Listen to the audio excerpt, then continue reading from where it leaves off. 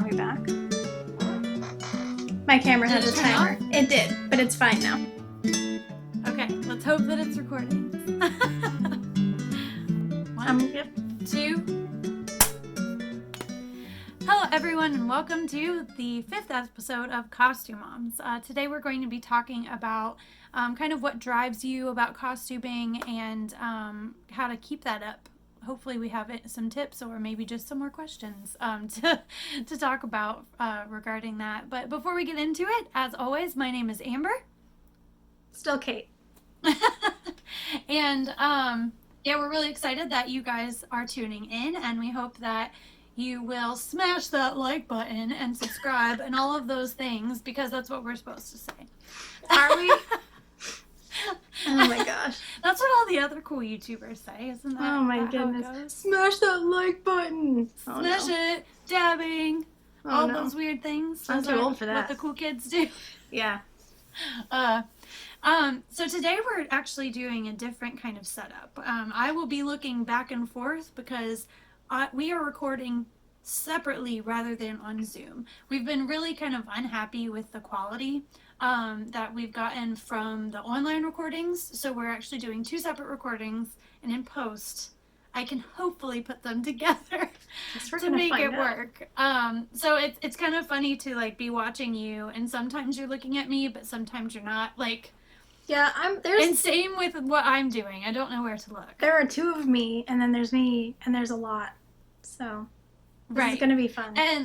And also, like, you're seeing everything in its natural state today, certainly with how I look, which is mostly how I always am. But also, look at this. This is insane. I can't, like, part of me was like, oh, I really need to clean up, and then I just decided it wasn't worth it anymore. This is the really clean corner of my office. I'm glad that you have one, because I don't have a spot right here, aside from right beside the ironing station, because I have to stand there to iron. Yeah. That's basically the only clean place. But I'm in the middle of like a commission, and I'm really trying to like crank it out. So this is like natural world. And the bed, I'm not recording this way because the bed looks the worst of it all. Oh no! It looks bad. Well, like I'm trying to like decorate too, so it's all kind of funky. I actually, looking at you, it's very zen to be like, oh, it's clean somewhere. Somewhere in the world. Somewhere in the world it's clean. But yeah, so how are you doing, Cait?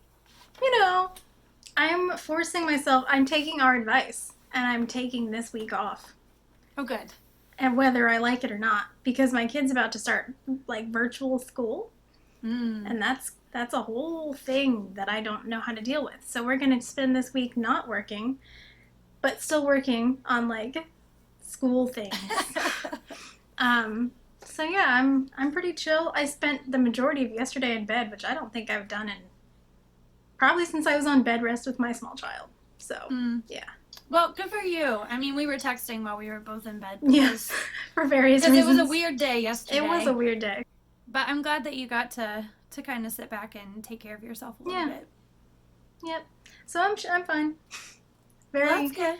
Very chill. We'll go with that. Well, good. How are you doing? Yeah. I know your commission's been driving you crazy. Yeah. Well, it's more of that, like, there's so many things going on right now, and I will never take a commission again in August or September, because this is when my garden is producing, and because I have like 3 million things going, the garden does not wait. Like, I can try and put off canning and stuff as much as I can, but the food will rot. Right. Like, and the whole point of it is this point in time. So it's frustrating. It's been frustrating because it's like, oh, I need to work on the commission, but also, like, I've got to make caponata because that's why I grew all these eggplants. And also, oh, wait, your foot is probably broken, so you shouldn't be standing for long periods of time, which anytime you can, it's like 2 to 3 hours of standing. Is it any better at all? Yes. I I can walk around, but we live on a split level, and our split level has 4 levels, not just 3, not just 2. So I'm constantly going up and down the stairs, and I feel bad because very often I have to be like, Ian, can you get the baby? Because I like going up 2 flights of stairs is hard, and then I have to come back down those 2 flights of stairs. Going to the bathroom is frustrating when I'm working down here. So I can function. The bruising seems to be getting worse, and I do feel like I have hurt it a couple more times since. Oh no. Because they didn't give me a boot or anything. Yeah. So I'm dealing with it. I'm not full out depressed yet, but I can feel it creeping in. Yeah. So, and I've never felt scared about fall coming because fall is my favorite, but I am because of canning. Like, I don't, anytime people are like, oh, it's getting cool. Oh no. I gotta get those vegetables done. So, anyway, it's just been kind of weird the last couple weeks. So, oh well, we'll get through it. Probably next time we record, I'll be on a high again and it'll be okay. Oh no. Yeah, the anvil did drop, I guess. It really dropped, and it dropped right on my foot. That's so sad. I did think it was funny. I got a couple of messages from people that were like, "Oh yeah, after you posted that video, and then what, 2 days later or something, they were like, oh, the anvil dropped." Sure did. But yeah. So what are you working on? Because we've got the whip report. Oh, the whip report. Well, right now I am working on masks, which is way not fun. Yay, quarantine life. Yeah, my husband finally, I guess, was brave enough to ask me to make some more. Oh. Because I made a lot right at the beginning, and we handed them out to people on his ship and stuff. And so he finally was just like, "Do you think maybe you could make me some more?" So I've got some of his old work shirts that I'm going to cut up. Oh, nice. And yeah, real exciting stuff here. It's a good repurposing project. Yeah, I'm not buying anything for these, so he can have like pink elastic, and I don't care. But does he? No. Does he care like what colors or anything? Well, so his boss cares, so I'm having to be actually more careful. I'm dipping into my really nice tape to put on his masks because the boss doesn't like anything extra than, I think they can have 2 colors total. I don't know. It's ridiculous. Okay. Like, what's the reason? It's just a mask.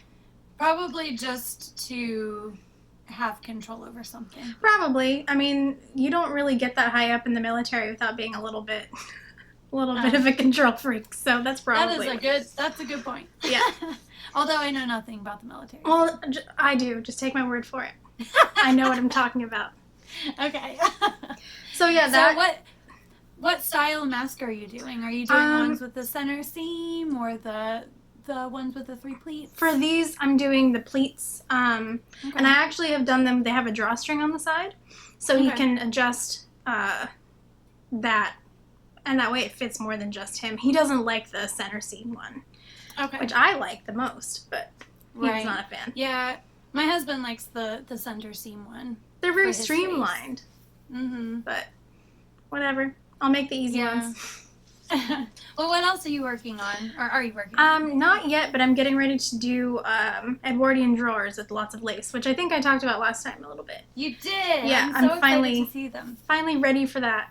So, masks and underpants. That's pretty much it. Well, those ones will be pretty. Like, it'll be a nice. I'm excited. From the masks. Yeah, it's like the ugliest thing possible, and now frilly things. So it'll be fine. Yeah, I really want to get to working on my Edwardian stuff, but I'm not going to yet. You mean you're not going to just drop everything and make a corset? I want to. I know you do. I'm stopping myself from doing it. I'm proud, but it's hard. It is very hard. But thank you for being proud of me. I am. Yeah, stuff that I'm working on, I've got that commission that'll go out on Tuesday, but I should be able to finish the rest of it today as long as the starching goes well. So work-wise, that's about done. And then I've got my bustle pattern, which I've got editing to do, so that'll happen in the wee hours of the night. But I haven't been working on many physical things other than, if you've been following my Instagram, They're so cute little felt things. So I made a Neapolitan one. Ugh. There's a Neapolitan one. So these have sockets in them, which was kind of weird to figure out. I'd seen it either a Chinese or a Japanese. It was one of those style of characters Instagram post a while back where they used more of a socket system, but it was the only photo. There was one photo and I couldn't like translate it or anything. So there's lots of experimentation, but yeah, here's the Neapolitan one. They're so cute. I'm very happy with how they turned out, and Anne loves them. Here's the mint chocolate chip. Amazing. So I don't know. I only have 4 cones. I don't know if I'm going to make more ice cream cone toppers. I do want to make a vanilla because then I'll have like all of these. Yeah. But I also don't want to create like too many things that she won't play with otherwise. So I'm thinking I might branch out and maybe do donuts or something. You do a cupcake too. Yeah. Yeah. We had some felt cupcakes, but they weren't that cute. Oh. They were fine. They were from IKEA, but like. Okay. Well, that's where I got the idea because they've got like the pretend like vegetables. Yeah, we had all of that stuff. Right. So Anne has the pretend vegetables and we got the pretend pizza, but it only comes with like 1 mushroom and like one of things. And I'm like, you can't make a pizza with 1 mushroom, especially when this child loves mushrooms. It's been a nice refresher because otherwise I steep myself in the same things and I get kind of burnt out. So. Yeah. That's cute. But yeah. Many things. I really wish these masks would be such a cute refresher, but at least I'm hoping they'll be a refresher. Yeah, it's not really a cute refresher, is it? No, maybe I'll make some for the kid. Oh, yeah, you could. Yeah, she has some unicorn masks. Oh, Anne would love those. Oh, yeah. All right, well, we better get on to the topic, I guess. Oh, yeah, that. Because that's what we're here for, I think. All right, I have somehow decentered myself in my camera. Ow! Eesh. I just, like, yanked my ear off. Okay. All right, so our topic today is what drives you about costuming.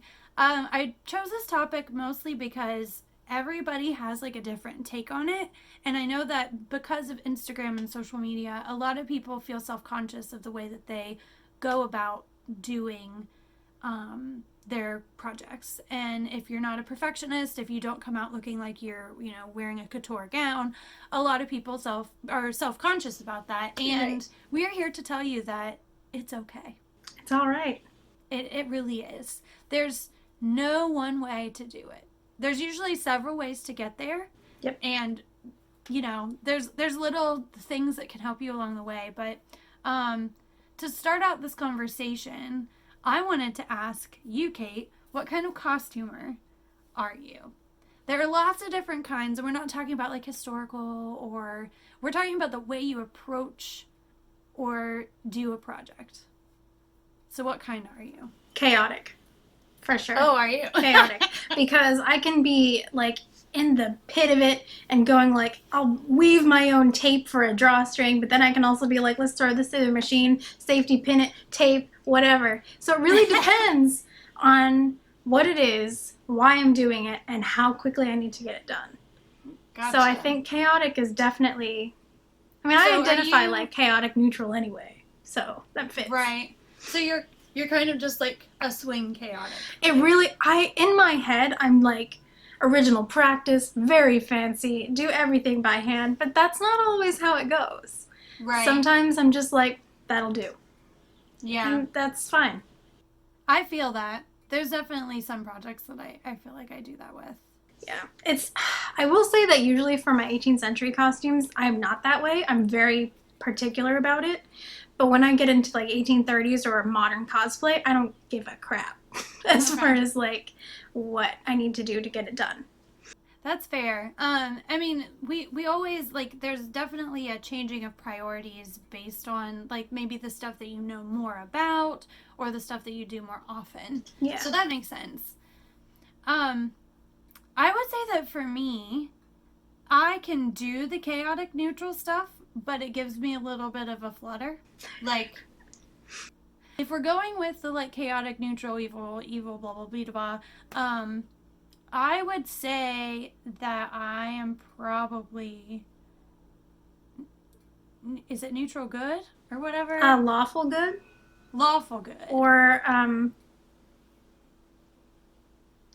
what am I trying to say? Lawful neutral, I think, is one. Okay. I'm not sure. I'm gonna have to look this up. I think maybe lawful neutral. I am very capable of breaking the rules, but I don't like to. Yeah.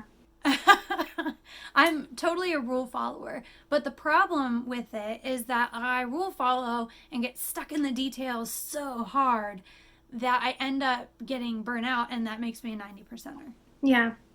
So, like, for me, everything is important at the beginning, and I'm not even a perfectionist. Like, I am certainly not a perfectionist, but I do try and do things step by step, and I try to do things quickly, and I try to do things, a million things at once to try and get to everything at the same time. And then when I finally get there, I'd put too much energy into it, and then like, closures. And now I refuse to finish this. Even when I'm rushing through something, I have a really lovely 1830s dress, but the back closes with safety pins. Right. Because I couldn't be bothered to put the hooks and eyes. I think there's 2 hooks and eyes at the top. Just like at the top of the And I was just like, screw it. I can't do it anymore. So yeah, I've definitely had lots of projects that I worked so hard on, and then I'll leave them in the UFO pile, and it's like this much stitching that I have to do on the hem. Yeah. And that's like all I had to do. Why, Amber, did you do that? I can see from here in my UFO bag a bedgown that it's completely hand sewn, completely finished, except for one sleeve isn't felled. That's it. Okay.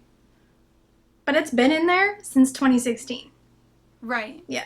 Now, this is kind of a tangent. Do you have any like UFO goals for yourself that you set?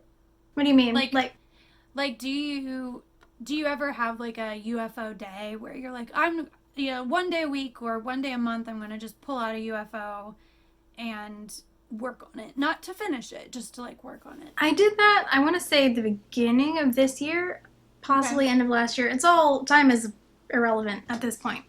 True. But I did this whole thing where I went through, I have one bag of UFOs. Okay. I'm not allowed to have more than fits in this bag, and I was starting to overflow. So I took a couple of, maybe 2 weeks, where that was mostly what I was working on, is stuff out of there. And I finished a lot. I finished like aprons, and like most of it was mending though. Okay. So if the bag overflows, I have too many UFOs, that's when I start tackling it. Okay. That's a decent way of dealing with it. Yeah, I tried to have like one day a week where I would do either a mending project or a UFO project, but that fell to the wayside very quickly. Yeah, it's hard to keep up with that stuff because it's so easy to just put it away. Right. But I feel like that's part of like the costuming experience, is like everybody has a different way of dealing with the UFOs. Yeah. Like some people continue to wear it, like if it's wearable, you just wear the UFO until something happens. Yeah, I've been wearing, so I made myself a shift last year, finally, after not having one. But it's not hemmed. But nobody cares, so I just wear it. Yeah. So do you find that the type of costumer you are, when you talk to other people, like other costumers, do you find that you found more similar or more like have you felt camaraderie with other people in your methods? Yeah, yes and no. It seems like I have 2 groups of friends, and it seems to be that there's the people that are like really, really good at the perfectionism and like being really on it, and then there's the people that are like, I don't care, it looks awesome.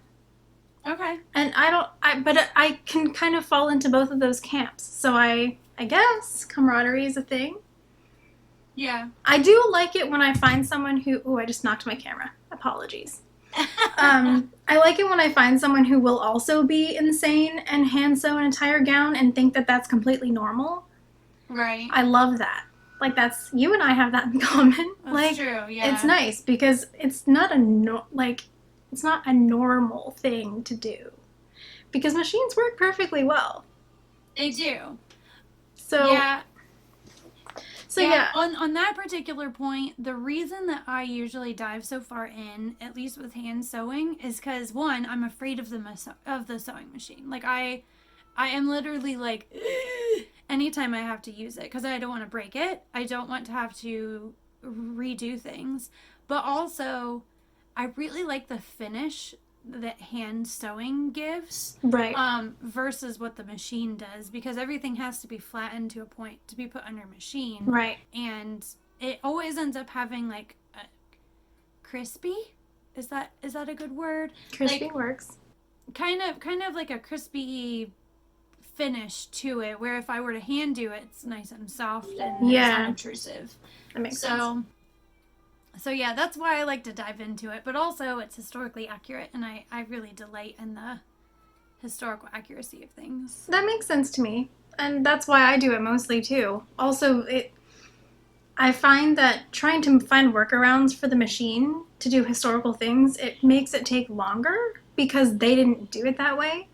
So you can totally make it happen. And one of our friends, Modern Mantua Maker, does a lot by machine. Okay. But you would never know. And I'm incredibly and constantly impressed by her. True. But yeah. We'll put a link to her stuff in the description, because she's amazing. It's just so cool, and I'm really looking forward to like the future things that she puts out publication wise and whatnot. Yeah.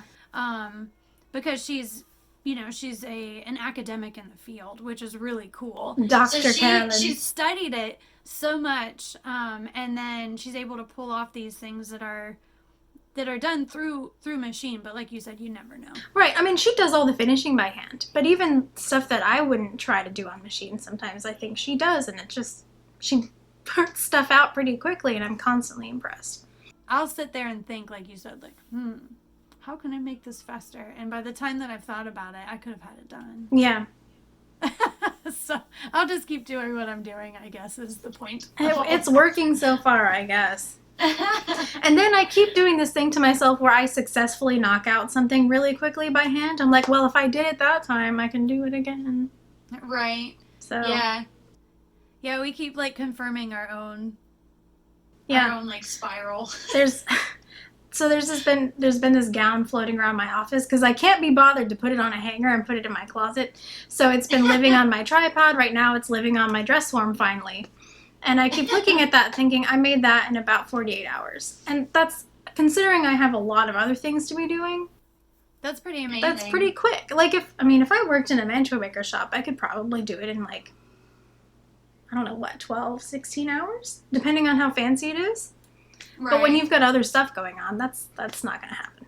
Right, yeah. But yeah, so that gown, it's like, haha, you can do it. Why are you using a machine? You don't need that. Yeah, but you also don't want to hurt yourself, which is really important. Right. So we just pretend my wrist works just fine.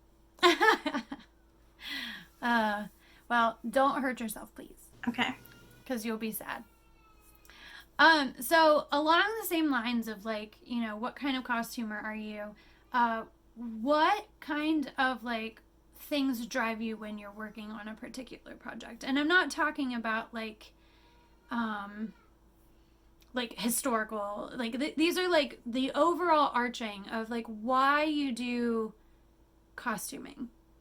What things about costuming do you enjoy that keeps your drive going? And I can start if you want me to. Please do, because I'm gonna have to think about that for a second. Okay. So like for me, I really love the journey. The end result is not what drives me, basically. I like learning as I go, and I like just kind of getting lost in the details as I go. And that has gotten me into trouble lots and lots of times.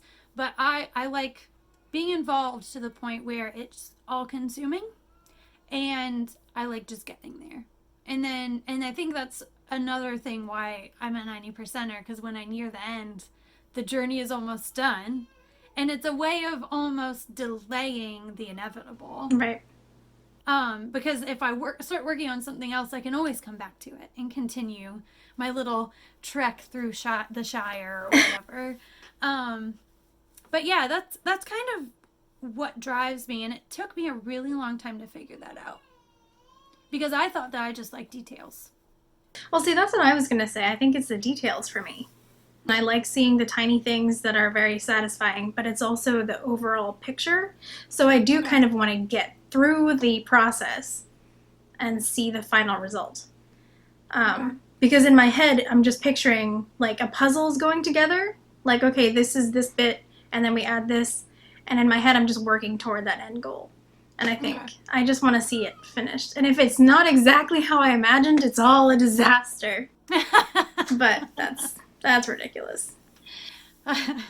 So, all right. So you like to get to the end point, and you like to see it done.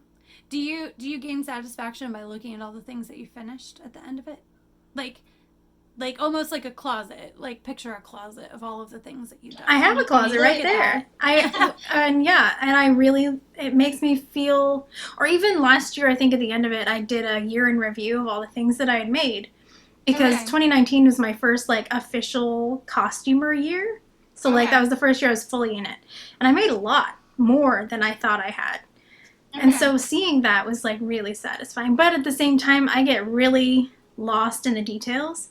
Mm-hmm. So then it takes the end point longer to get to me. Because I'm just like, but this tiny stitch is so important.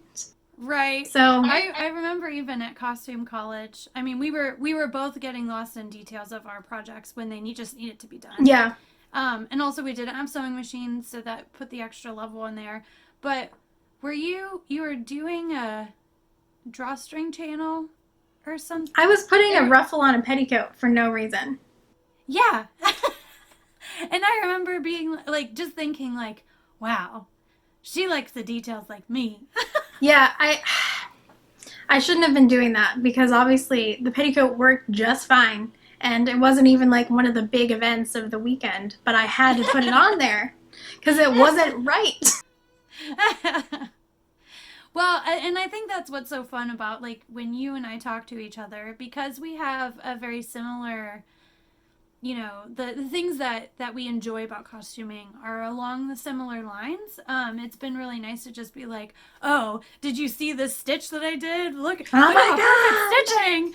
This little tiny bit is perfect right here. Look at this. And then we both get excited for each other. And that's been really kind of uplifting. Yeah.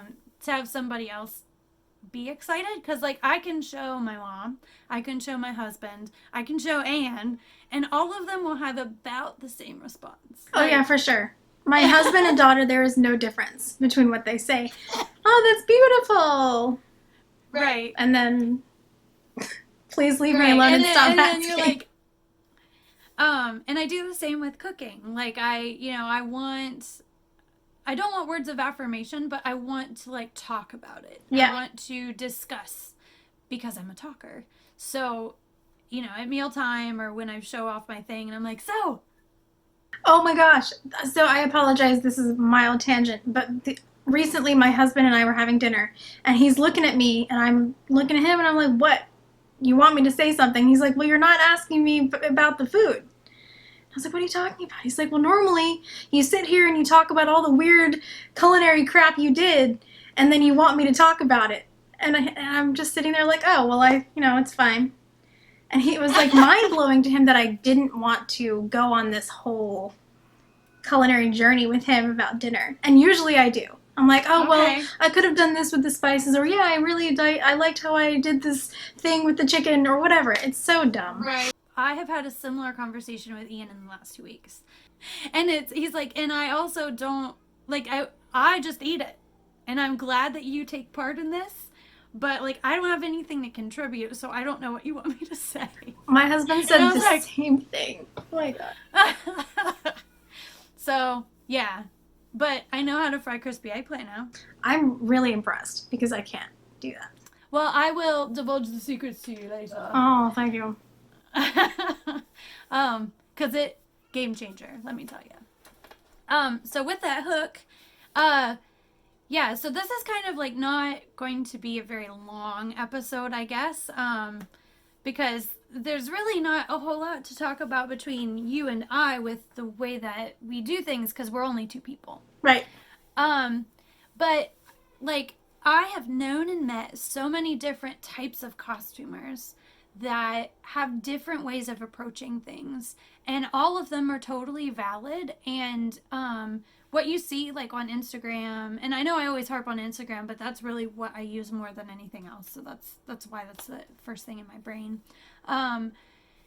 When you see those things, you're not always seeing the process. And like, I like to post process process pictures, because that's what I enjoy doing. Yeah. I also don't like to see my face on my Instagram pop up very often. So that's why it's like always my fingers or tiny little things, because that's what I get lost in. Mm-hmm. But yeah, like, really, just if you're struggling with, I don't know how, or if I'm doing it the right way or whatever, just know that there are tons of ways to do things. Yep. And all of them are valid. They're all a means to an end. They all get you to the end point. That's true. And it may look a little bit different. It may look different than what you were doing, but it's all a journey. Like, it literally is this, like, I know, the word journey. It's a saga. Me. It's a trek. It's a saga. It's a saga of, you learning how to do things. And every time I do a project, there's something I'm like, oh, I have learned something very valuable from this. And you know what really kills me is that I've had at events people come up to me and be like, oh, I don't feel like I can be here because I didn't do this, or this. And it makes me so sad, because like, that's not the point. I mean, if there are events like that out there, just don't go to those. Because the point is that we're all doing something extremely dorky and extremely fun. And if it's not fun for you and you're not doing it the way that you want to do it, then what's the point, really?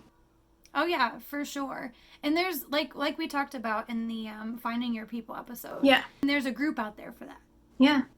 So yeah, it is really sad that some people feel like it's exclusive. And, Costume College is one of those, like, it's almost a parade. Like, it is a parade. You've worked all this time to get to this place, and you are literally putting it on display. And, like, I know that I definitely had some, not hesitations, but, like, anxieties, I guess, when I was there, because I was afraid that people were judging me in a way that I can't really explain, because it's not like I am brand new to costuming or anything.